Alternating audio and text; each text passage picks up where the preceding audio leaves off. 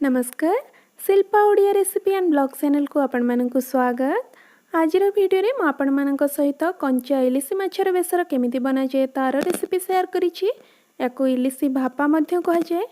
आपण को pressure cooker रे मात्र 10 मिनिट भितर झटपट रेडी कर नेबे आ खाइबा पई बहुत ही टेस्ट लगी थाए। गोटे यूनिक टेस्ट थाए एथिरे। आपण को निश्चय ट्राए करंतु। तेणु वीडियो को स्किप न करी पूरा लास्ट जाए देखंतु। आशा करुछि आजिर वीडियोटी आपण मानकु खूब पसंद आसिबो। ताहले वीडियोटी लाइक करबा को जमार भूलिबेनी। आपणक फ्रेंड्स और रिलेटिव मानकु मध्य शेयर करंतु।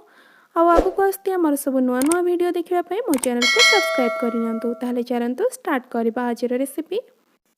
माछ बेसर बनैबा पई प्रथमे बेसर रेडी करनबा। सेथि पई मैं एठी मो 2 चम्मच कळा सरिष और 1 चम्मच धळा सरिष को एम्ति मिसई रखिछि।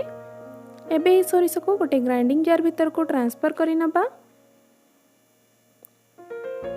आ एबे एथिरे हाफ कप पानी दे दबा।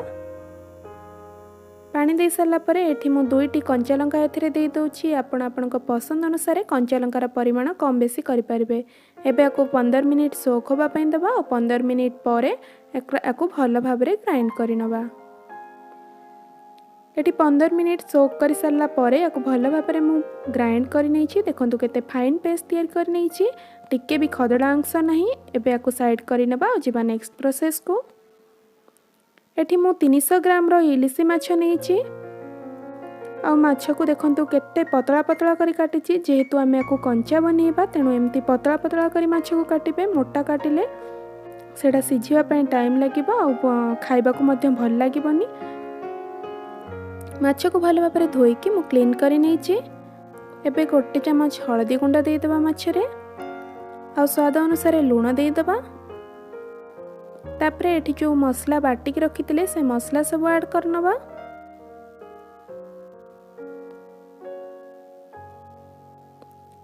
एठी मु सब मसला एम्ति ऐड करि नउछि। आ मसला ऐड कर सारला परे एबे एथिरे गोटे बड़ चम्मच सोरिष तेल ऐड करनबा। सोरिष तेल दबा द्वारा बहुत बढ़िया टेस्ट आस्ता है। एबे सब को एमती हाथ रे भलो भाबरे गोळेई नबा। 1 ରୁ 2 मिनिट आको भलो भाबरे एमती गोळेई नबा। जेमती माछ सह मसला सब पूरा भलो भाबरे मिसी जिवो। गोटे भलो मैरिनेट हे जिवो माछ। देखंतु 1 ରୁ 2 मिनिट मु भलो भाबरे आको गोळेई नै छिबे माछ को। माछ सहित मसला पूरा भलो भाबरे मिसी जाईछि। एबे आको साइड करि नबा और जिबा नेक्स्ट प्रोसेस को। माछ बेसर बनैबा पई मु एठी गोटे प्रेशर कुकर को गैस रे बसई गरम करनी छी। आ ए कंचा माछ बेसर को प्रेशर कुकर एमती बनैले बहुत ही बढ़िया टेस्ट आस्ता है तारो। एबे प्रेशर कुकर गरम ही गलानी। एबे एथिरे 1 चम्मच सोरिष तेल दे दबा।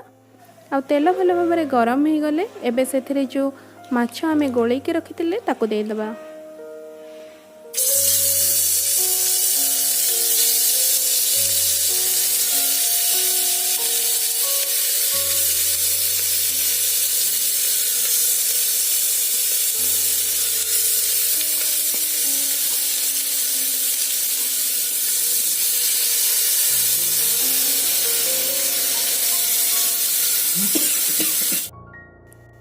सब माछ दे सारला परे मु एठी मसला जगह को धोई के आधा कप पानी ऐड कर नउछि।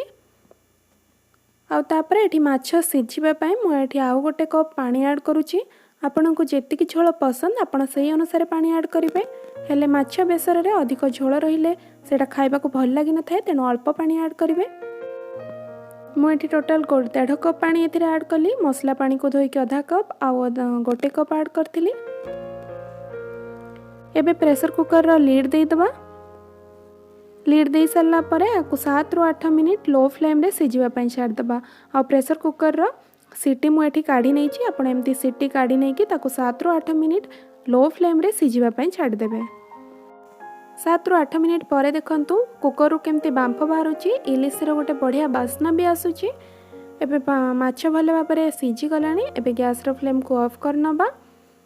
एबे आकु खोलिबानी 5 मिनिट एमती रेस्ट पई छाड़िबा। 5 मिनिट परे आकु मु खोली के देखौची केमिति बनी छी हमरो बेसर। 5 मिनिट परे देखंतु एबे मु लीड ओपन कर नउची। देखंतु केते सुंदर बनी छी हमरो इलिसी माछर बेसर।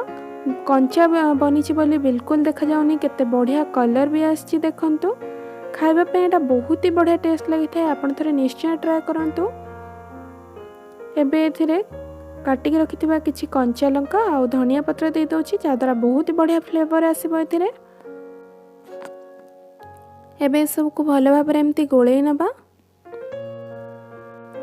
आ माछ बिल्कुल कंचा रहनी जेहेतु 7-8 मिनिट आम या सीझे नहीं तेणु माछ कंचा रहनी। आ एथिरे गोटे यूनिक टेस्ट भी थाए जेहेतु आम या कंचा बनई नॉर्मल तो आपण भाजिकी तरकारी करुथिबे किंतु थरे एमती कंचा बनईकी टेस्ट करंतु आ केमिति लागिला मते कमेंट बॉक्स माध्यम रे निश्चय जणांतु।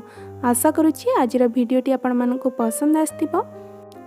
ताहले प्लीज मो वीडियो को लाइक कर दियंतु आ मो चैनल को सब्सक्राइब कर नियंतु।